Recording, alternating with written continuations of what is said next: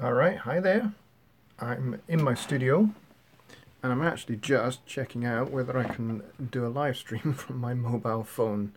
This is just going to be a short little 1 minute, maybe 2 minute test just to see how well it works. So if you're watching this live, comment and let me know how it's looking and what the kind of frame rate is like and all of that good stuff. And also, if you are watching this after the fact, then please, again, comment, let me know what you think of this and if this is something worth doing, if I could just do face-to-face question and answer. I wouldn't be able to use Studio One because I'm on my phone, but at the moment I'm thinking this might be the only way in which I can do a live stream. For the meantime, until I can get much higher quality internet connection in the studio to be able to do Studio One stuff. So if this is something that you think would be valuable, then please do let me know. Let me just see, can I show the live chat? Okay, it's saying here I have a poor connection. That's a shame because it was going so well for the first 1 minute.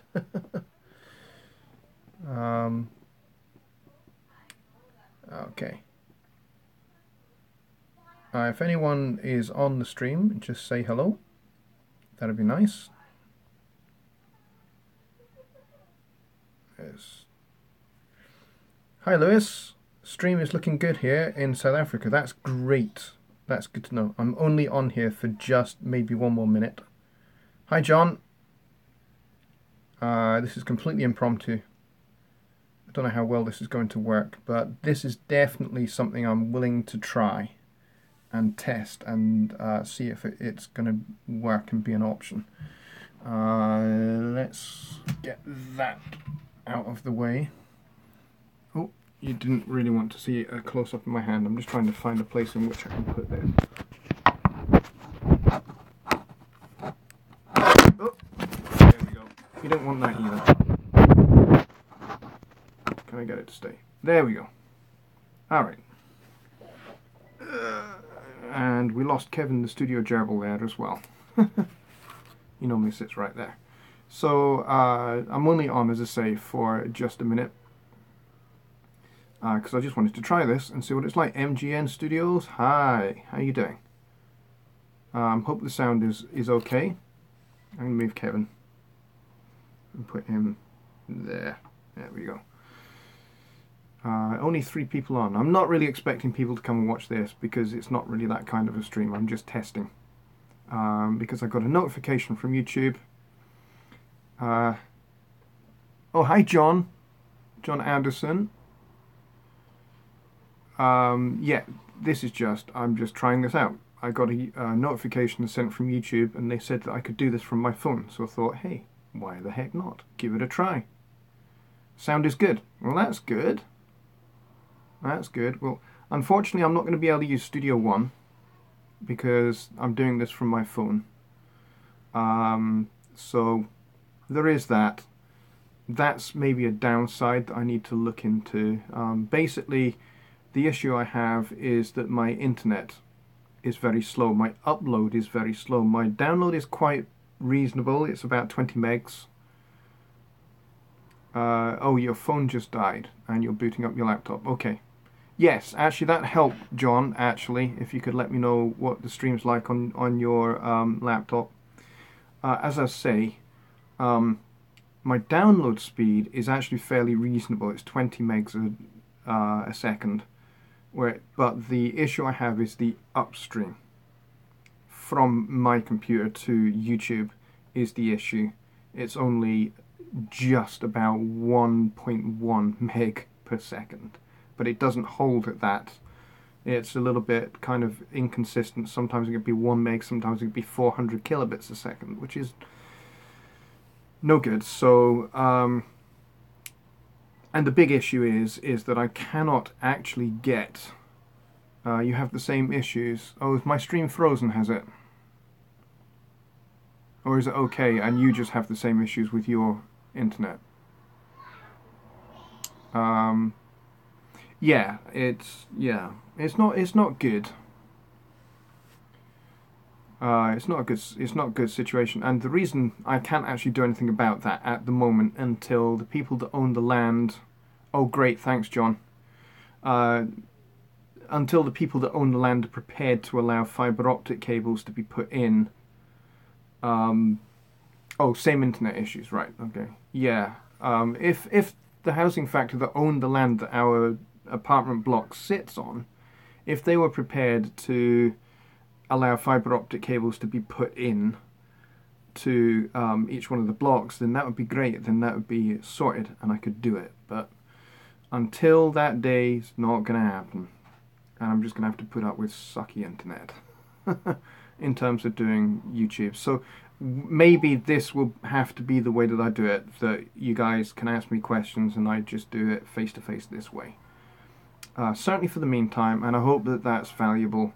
I'm not going to be able to demo anything in Studio One, but I can certainly answer questions and direct you.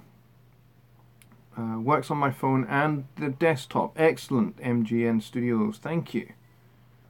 Appreciate that. So as I say, I'm not going to stay on long because it's bedtime for the kids. It's Friday night, so we're letting them stay up a little bit longer. It's nearly 9 o'clock. And then I've got some mixing to do. And I've got a couple of YouTube videos that I want to get up tonight. So I'm going to do another one of my Studio One 3.5 videos tonight. So you should see that come up later on. And I'm going to be looking at the new behaviors in automation. Johnny Geib did a little bit on that on his live stream last night. So I'm going to kind of do a bit more of a detailed look at that tonight. A little 5-minute video. And then I'm going to start my mixing tips series again. Hi there, just got my laptop up and all is working. Thank you, John, and I hope this is coming through nice and clear. That would be good. And I can maybe look at a different way to do YouTube from live streaming from my desktop maybe without having an encoder. I don't know. I don't know if that's possible and whether the encoder is maybe the issue. I don't know. We will have to see, I guess.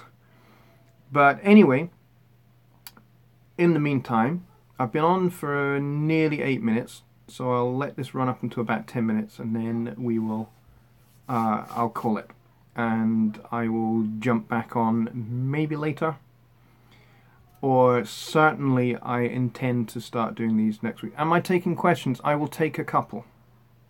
I'll take a couple just now. But remember, I will not be able to do any demonstrations in Studio One. But other than that, yes, I'll take questions. Just a couple. So if you've got anything burning, smoke those keyboards. Definitely love your videos. Thank you. Thank you very much. Appreciate that. Yeah, I'm really enjoying making the videos. I was actually watching back through my back catalogue of videos earlier on today and just realised just how awful my first few videos were. They were dreadful. So I've definitely got better at making them, and I know there's still things I want to get better. Like saying quite so much would be good. So yeah, I'll take a question or two just now, and then I'll wrap this up.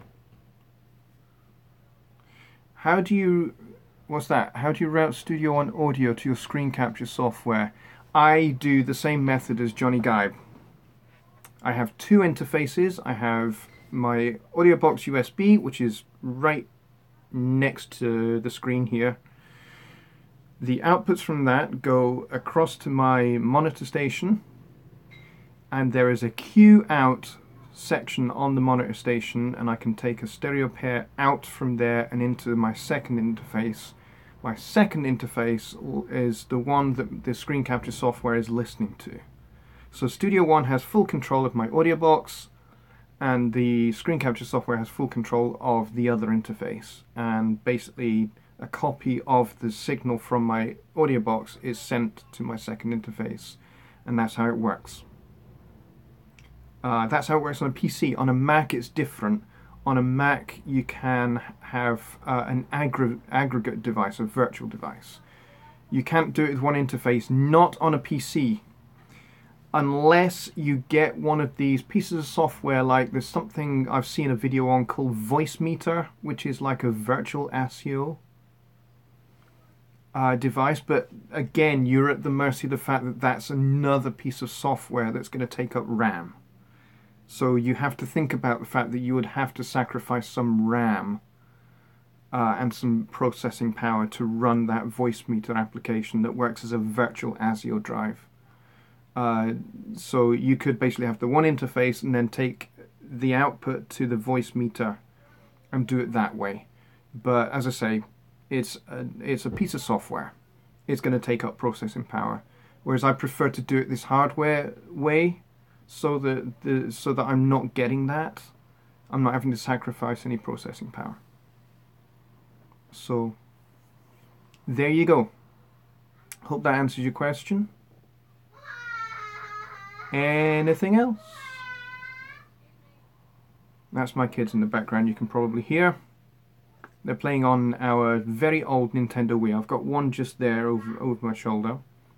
And I play Call of Duty on there. I have two videos I want to make for the community that I'm almost 100% certain has not been made. Learning, oh, it's fading away. I can't read the rest of your questions. Sorry. Maybe copy paste and I can read that question again. It fades away very, very quickly. That's annoying. Been to McDonald's as well. McDonald's tea.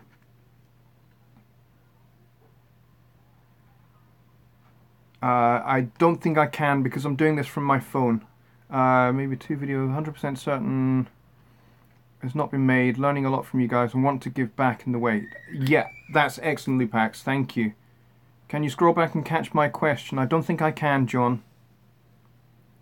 I don't think it allows me to from my mobile, my cell phone, I think you guys call it.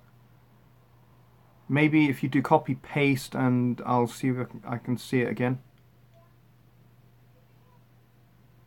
And then, yeah, I'll make that the last question I take, okay?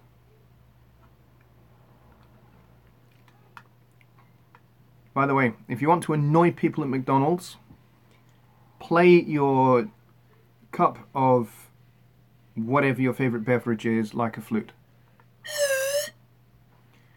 How do you test your project mix before posting as final burning to CDs? How do I test it before burning to CD? I listen on a variety of different sources. So I have these. This is my final test.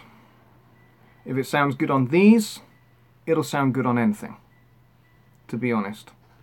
And that's where my monitor station is just the most useful thing in the world. And I would also use my headphones as well. I've got a set of these guys, Presonus HD7s. These are great.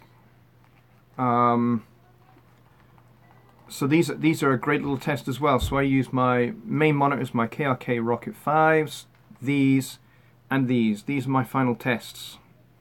And then also I would send a copy to Dropbox, and I have Dropbox on my phone. And I'll use the phone speaker as well as another final quality assurance. That's another really good way to do it, is send a copy of your songs, just do it as MP3s or something like that to Dropbox, and then listen to it on your phone's speaker. And that'll tell you how things sound on that really awful device. And then earbuds is another good way to do it, because that will expose how you handle the mid-range and your low end as well. So it's a good little trick actually you can do when you're mixing bass. See you this afternoon West Coast time. Yeah, maybe, John. Excuse me, what was I saying there? Oh yeah, mixing bass. so that it sounds okay on earbuds or on a mobile phone speaker is actually make a little boost up near the top end, like around between 4 and 6K. So you get actually quite a lot of the pluck and attack from the strings, and it'll actually sound good. Anyway, that's my daughter coming to say goodnight, so I'm going to have to finish. Okay, folks, I will be, we would miss hearing you give Johnny G a hard time.